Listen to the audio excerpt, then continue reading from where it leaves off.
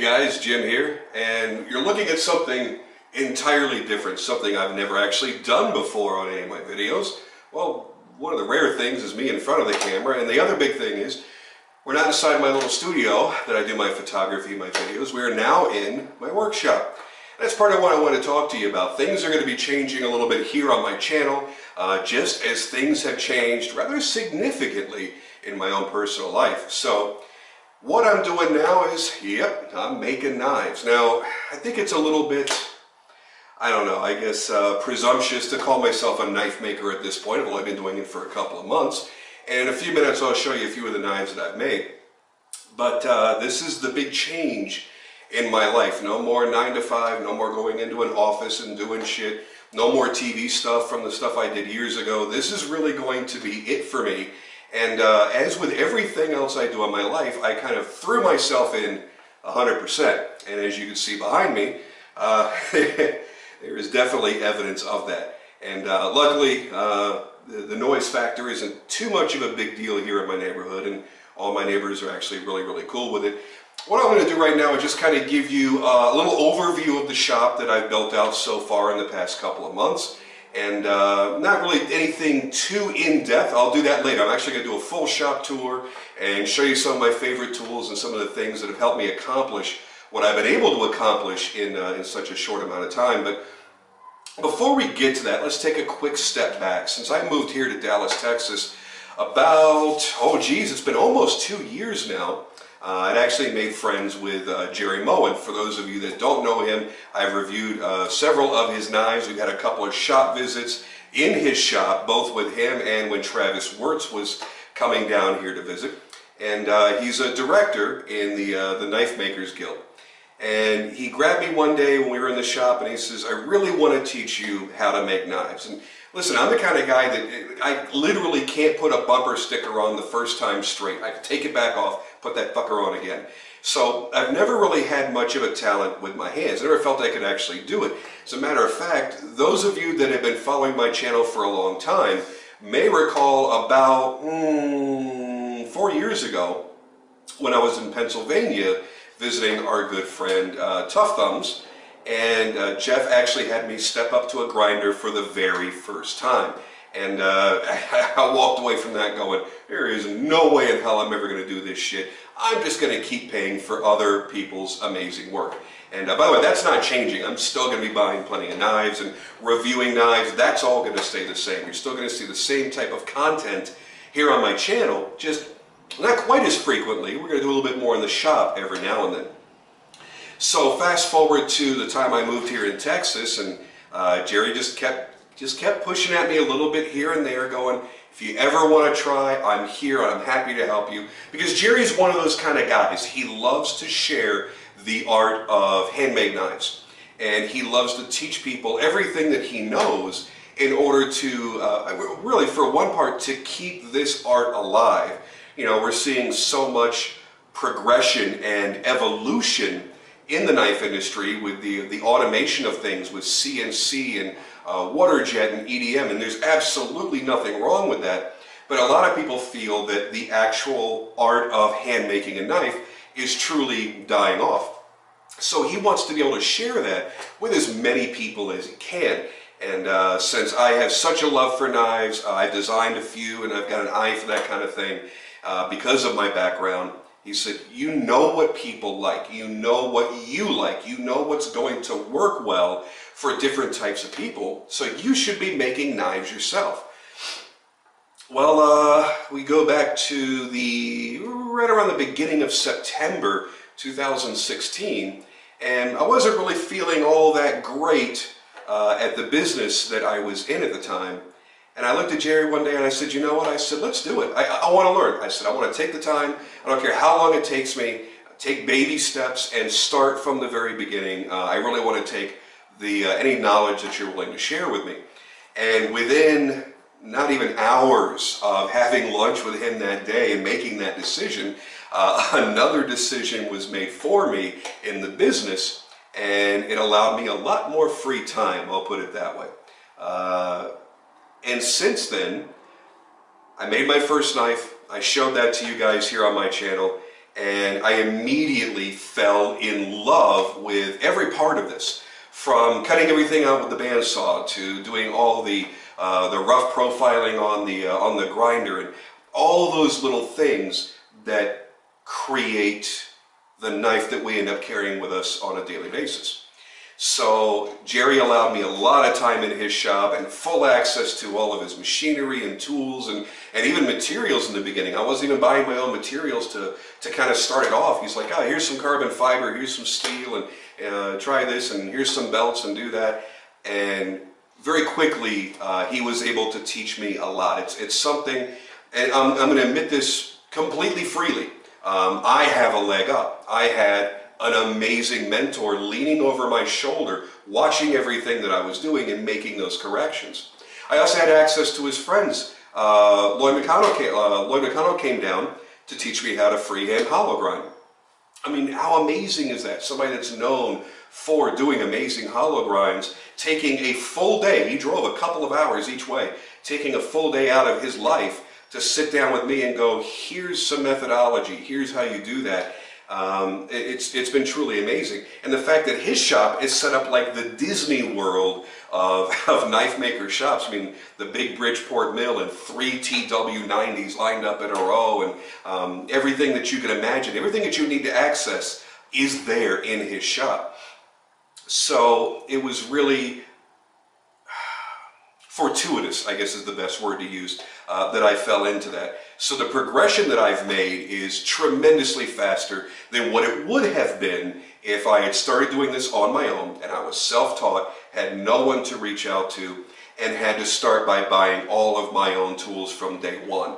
You know, I would have to start off with hand files and maybe a 1-inch grinder or something like that. And yeah, I don't think I would be at the point that I'm at right now for probably another year. So to Jerry, I love you, man. Thank you so much for everything. And you've really set this ball in motion. Apparently the passion was already in me, and now I get the chance to execute on that passion. So we'll take a break here for a second. We'll take a look at some of the knives that I've made. I don't really have much here. I just sent a whole bunch out to heat treat.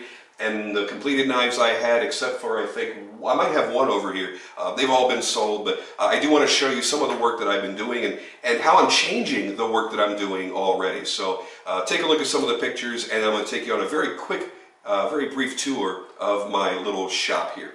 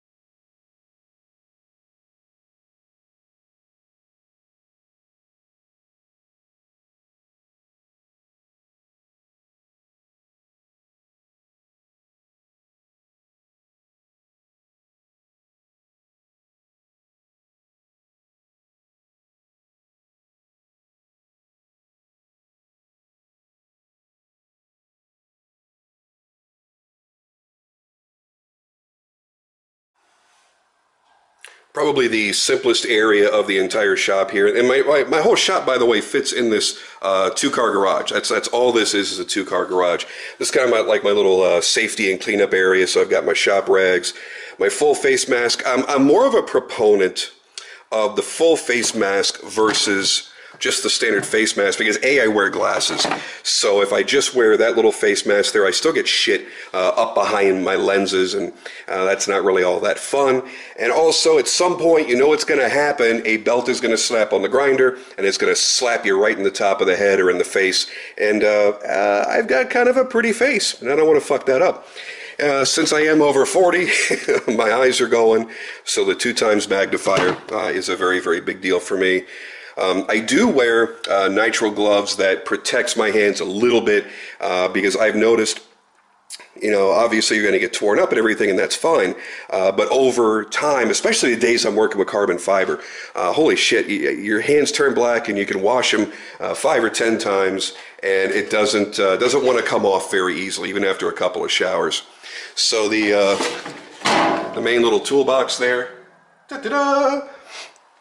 Very simple, very basic, cheap Harbor Freight crap. And I'm going to talk about Harbor Freight versus better stores and better tools in the full shop tour video. I keep some of my finer grit belts down here, more of my finishing belts, and I keep the rougher stuff up there. The stuff I'm going to use more often. Like, I have way more 60 grit belts than anything else, and actually need to place a belt order again soon. I mean, that's always $500-600 every time you do that.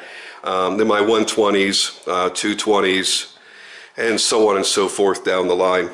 Something that, oh God, so fucking important. You'll use this on every single knife build, and that's your bench vise. And I did choose one more practical for my needs that does actually swivel and pivot, so I can change the degree of cant for any of the particular work that I'm doing. It's amazing how many times you go back to your bench vise. It really, really is.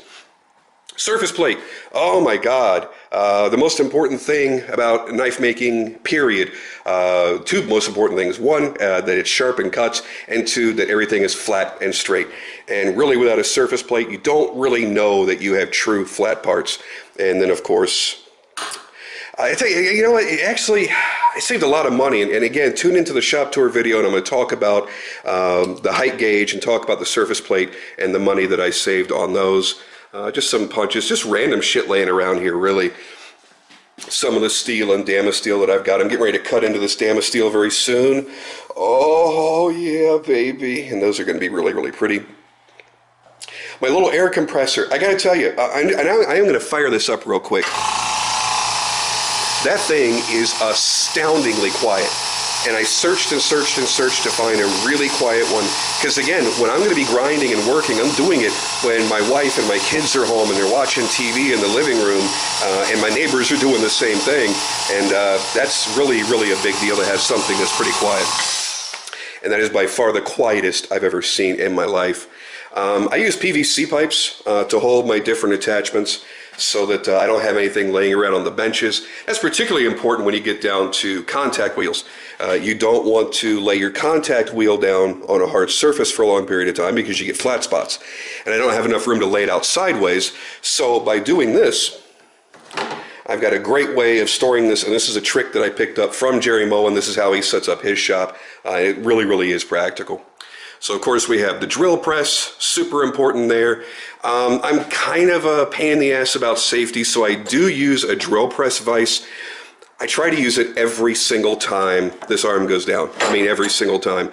I've had 2 blades helicopter on me in the time before I had my own shop set up, before I started doing this. You just never know when that bit's going to snag a piece of that steel, and you're not going to stop it. I don't care what you're doing, you're not going to stop it.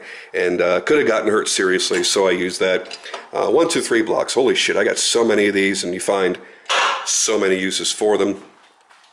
Angle cube, I leave that out because that gets used on pretty much every build. The bandsaw, what a big deal this really is. A lot of people are struggling, just like I was, because to get a metal cutting bandsaw, it has to run really super duper duper slow. You can't use a standard wood cutting bandsaw with a bimetal blade because you're just going to blow through your blades because it's running 5 times the speed that you need it to, and you're just going to start chipping teeth left and right. So to find a metal cutting bandsaw that isn't one of those big Harbor Freight horizontal and vertical ones that take up 4 feet of room, you're spending hundreds and hundreds, I mean, into the thousands of dollars. And I learned this trick from Collin from Rad Knives. He says, get yourself this DeWalt. It is a variable speed motor that you can slow down to almost a crawl, and it really is amazing. And then these guys here, Swag Off-Road, makes these portaband saw holders, or tables I should say, that hold this very, very firmly. I only have it clamped down. I don't even have it screwed in. I screwed down this side just for extra safety, but I just had this clamped down. That's not going anywhere. And I've cut everything up to, I got 3V sitting here. And that 3V has been making all kinds of random shit. And it cuts it like a dream, cuts it like friggin' butter. And you're talking less than $500 total between the two. And I've got the foot pedal control. So if you're in the same position I was, and most everybody is, and you're fighting for space in a little tiny shop, and you want to save some money, but it's got to do the job, do this. Yes, you're limited to 5 inches, so it's 10 inches, 5, flip it over for another 5. So it's not that different than most other bigger, taller bandsaws, but it works exceptionally well. I'm not the kind that likes to quench my blades by bending over to a bucket down here, so I keep a little mini bucket right up here on the bench. Got my power strip back there, a couple of cheapy little lights. And that's been serving me pretty well, I guess. There's been enough light to get me by. I have one of these magnetic LED lights. These are 500 lumens. And I can angle that and put that exactly where I want it to be on the belt, on the blade, so that I can see everything that I've got to see, and I can, obviously turn it off whenever I want to, and it bends any which way I want it to bend, so it's been fantastic. As many of you know, I've got the TW90 grinder. There is no substitution for that grinder. It is truly amazing. My surface grinding attachment is being built right now, waiting for Travis to get parts, so that's not here yet. But once that's here, I'll have a much more fully functioning shop. I've been using this grinder exclusively. I've never used anything else. Jerry had 3 of them. Now I've got mine, and it's really amazing. We'll talk about the magnets and what they're for in the more detailed video. Then I've got the shop vac. You always have to have the shop vac. I've got the cyclone system, the dust deputy, and I run that from time to time. Hook it up to my hood down here, and sucks away any extra dust. As far as the car has to sit out there. As a matter of fact, I don't even leave the car here when I'm grinding, because everything kind of blows out this way. So what I tend to do is I take the car and I park it around the front of the house, and then I don't have to worry about that shit. So that's my baby right there. Oh, I love my Hellcat. All right, over here, I guess I should turn on the light. That would make things a little bit easier to see. I just set this up yesterday because I wanted to have the extra room and a little bit more of a clean area, final prep area, do my handles, do all that kind of good stuff. I put my final edges on with a leather wheel. We'll discuss that in much further detail down the line. Love this system. It is absolutely fantastic. Another trick I learned from Jerry. I keep all of my handle material up here. I've got just crazy shit up here, man. Love all this stuff. This is probably more fun than shopping for toys. And I'm not kidding. When you get your materials order in, look at this shit. Come on, seriously. There are 51 colors jam-packed into that. Unfortunately, I had to win that on an auction, so I've got over 200 bucks, I think 250 into those. That'll be an expensive knife. But everything from exotic woods, I've got some beautiful koa wood up here, kieranite and silver texalium, lots of carbon fiber. I've got a 50 carbon fiber from the Stealth program, and this is the 2x2 twill. I've got a whole bunch of that. I've got experimental shit here. I've got a chunk from a V22 Osprey. This is the real deal right here. I have no idea what I'm going to use that on. But, all my liner material, spacer material, pins, mosaics, my fancy schmancy little sanding block that was made by, if you ever get a chance, watch the YouTube channel, Simple Little Life. Really cool dude, really great advice, and he makes these, and I thought I had to have one of those. And by the way, I have to give credit where credit is due. The majority of the shit I have in this shop is because of watching Mike at Ekim Knives. If you're not watching Ekim Knives on YouTube, you're doing yourself a great disservice. I just got to change my battery real quick, then we'll finish this up and we'll get on out of here. Okay, hopefully the battery that I just put in will last me long enough. So this is my final prep area really, so I put the final edge on. I'll come over here to a softer surface that's going to protect the finishes on my blades. And this is where I'll do the final assembly for the handles. This is my, my shadow box style scales that I do on the occipital. Love the occipital, my little Skinner model. This is the very first design I ever did, my first model that I've ever made. I've had a lot of fun making these, really have had a lot of fun. And did white Juma on here mainly because every maker I've ever approached to make me something in white Juma has said no, because it's too difficult to work with. And the couple that have tried have failed, have not done very well with it. So I wanted to try it myself, and guess what? Came out perfect. Come on, focus. There it is. Beautiful stuff right there. Every knife that you get from me, I'm going to try to include stickers until I run out. You get a certificate of authenticity, which reads off like this. And of course my contact information, all that kind of good stuff. I don't do Kydex. I did this in a pinch with my good buddy Brian Cornett. He was able to make that up for me. Usually I do leather. I don't offer sheaths. If you want a sheath, I set you up with Jack Andrus, and he does either a pocket sheath or a belt sheath or whatever kind of sheath you want. But this was for a buddy who really wanted something quick, and Jack wasn't available, so we did that. On my smaller knives, I have this for packaging. On my larger knives, I do the zippered pouches. Let's see here.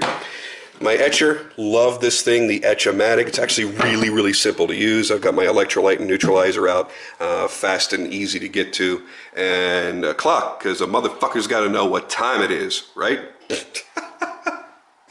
So yeah, that's pretty much it. That's the basic layout. I have to keep the VMAX here under sheets, under you know, these great moving blankets, because what I don't want is a whole bunch of metal shavings all over my little Speed Demon here. So that stays in the garage, but it does stay covered up. And, you know, then when I'm done at the end of the night, then I pull the car back in and everything's all good. And I try to keep everything as organized as I possibly can, including my heat treating schedule. This is stuff that, listen, you know, not a lot of makers do. They're not business people, they're artists and they're craftsmen, and I'm trying to do both all at the same time. So I'm going to try to keep myself as organized as I can. If you guys are interested at all in getting something built by me, want to see all the models that I'm making, just go to SkeltonCustomKnives.com. I'll put the link below in the description. Just a cheap, you know, little website that I built up just to kind of show you guys what I'm doing. But, you know, it's important that I establish that, you know, this stuff is all being done by hand. I'm cutting all this stuff out with a bandsaw, doing all my rough profiling, all my own stock removal. Only thing I don't do is my own heat treat yet. There will be an even heat oven in here in the next couple of months when I can make room for it. At some point, I mean, I've got my tumbler down here. I forgot to show you that. But at some point, I mean, I really want to get a blasting cabinet, but that means I got to get a big giant air compressor that'll wake up the neighbors, and I'm not really too fond of that idea. So that's pretty much it.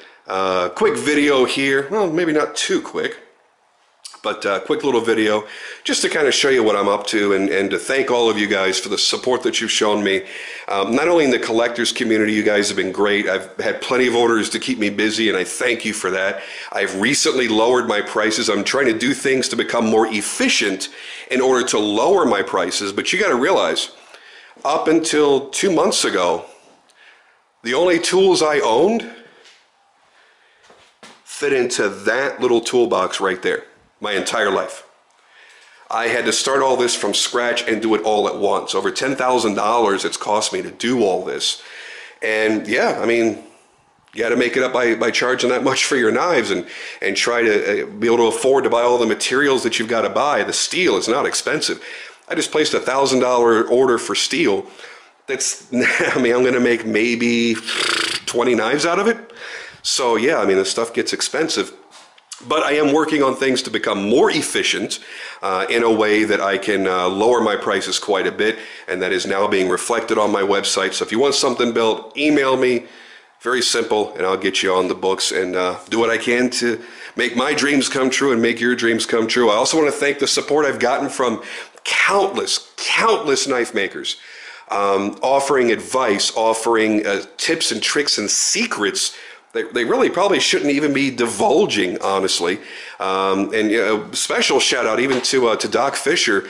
So I was talking to him one day. I said, hey, I want to learn how to do Hamones. So the day I start getting into high carbon steel and I start doing my own heat treat, I'm going to hit you up for some suggestions. He's like, yeah, no problem at all. Then like 2 weeks later, out of the blue, he texts me. He goes, you know what? When you're ready to do that, I'm going to fly down there. I'm going to spend a couple days with you. I'm going to work side by side next to you until you have it perfected. How amazing is that? How awesome is this community where people would do something like that? In a trade where you go back just a decade or two and everybody was going to go to their fucking graves with their secrets. And there are guys in the game today that want to see everyone else succeed and to carry on this art. And listen, I'm probably never going to be an amazing knife maker. I'm probably never going to be good enough to get into the Knife Makers Guild. But I'm going to do the best that I can, and I spend a lot of hours right here with cheap practice steel. Practicing, getting that freehand hollow grind down. Right now I've been doing flat grinding, but I want to get into hollow grinding when I need to do it. I want to know that I can actually do it. I want to learn how to forge at some point. I've had a great opportunity, thank you, Jordan, had been invited out to learn how to forge. At some point I want to be able to do it all. Will I ever become the best? Am I going to be the next Todd Rexford or Ron Best? No. But I want to be the best that I possibly can be, and I want all of my customers to be happy. And honestly, that's all I can really ask for. So thank you guys for all the support. I'm going to cut this off here now. Thank you so very much, and I will see you on the shop tour video coming up soon.